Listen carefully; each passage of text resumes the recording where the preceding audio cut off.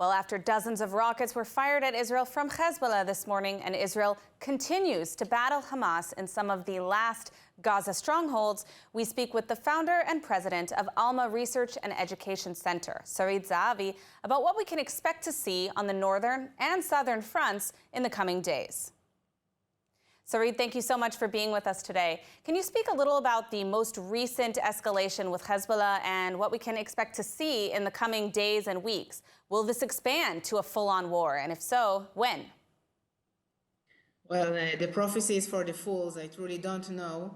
But I want to say a few things. First, we do see in the past few months kind of ups and downs, but in general, an average of 50 attacks coming from Hezbollah every week against the state of Israel. This is not new what is happening. This is happening all the time, every day in the past few months. The Northern Front was open in October 8. We had a gradual escalation of the amount of attacks, and it's kind of stabilized in the past few months. The changes that you see, more launching to distances which are more than 5 kilometers. Like yesterday, I myself lied on the ground with my little girl over here in the Western Galilee, a very unpleasant experience. You see more using of rockets rather than anti-tanks missiles. Are we going to have war? I don't think Israel is interested in war. I think Israel is interested in a diplomatic arrangement that way or another, and yet Israel is trying to achieve as many military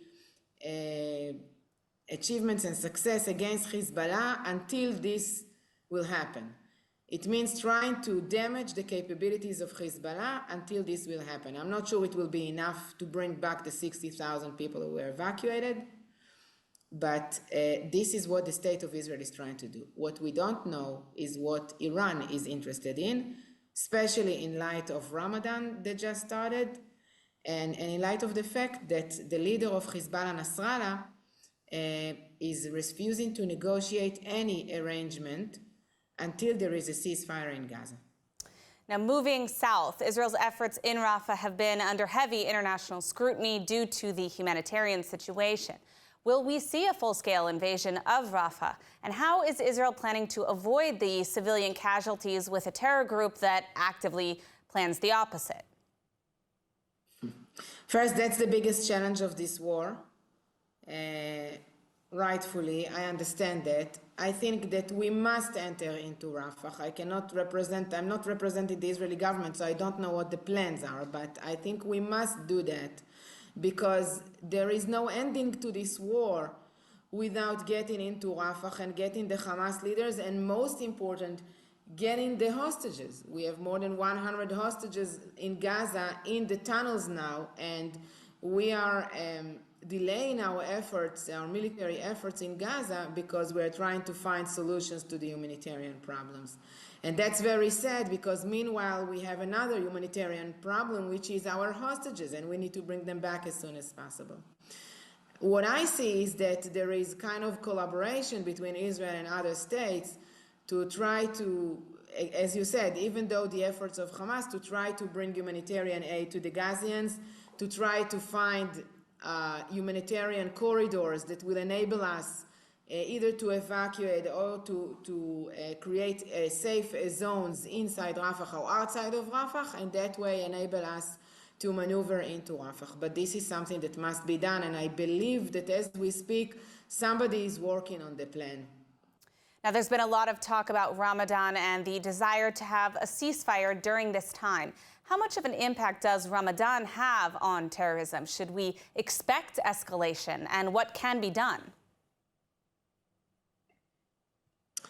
Ramadan during the years was always an opportunity to inflame the region and to inflame the situation here in Israel. It's not the first time, except this time we don't know whether there is a specific order of the Iranian Ayatollahs to create another campaign against Israel and what they call unification of front campaign during Ramadan, what they didn't succeed in October 7th to try to escalate this now. If there is an Iranian decision. It doesn't really matter what the Israeli government or Israeli police would do. Sarit, thank you so much for joining us today. We are out of time, but I want to thank you again for your time. Thank you.